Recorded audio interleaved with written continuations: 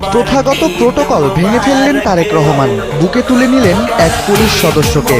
ঈদের দিন সব ভেদাভেদ ভুলে যাওয়ার যে শিক্ষা, সেখানেই যেন নতুন দৃষ্টান্ত রাখলেন। শনিবার এই ঘটনার ভিডিও রাজনৈতিক মহলে ব্যাপক সাড়া তৈরি করেছে।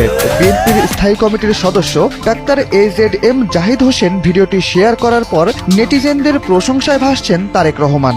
প্রধানমন্ত্রীর এমন আচরণের প্রতিক্রিয়ায় কেউ কেউ তার দীর্ঘায়ু কামনা করেছেন, আবার কেউ কেউ তাকে প্রাণঢালা অভিনন্দন জানিয়েছেন।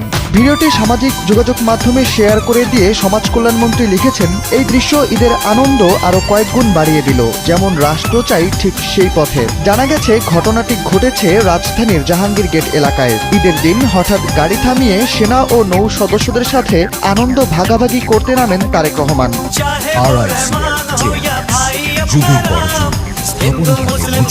সামাজিক যোগাযোগ মাধ্যমে দেখা যায় সেনা সদস্যদের ফাঁকে হঠাৎই সেখানে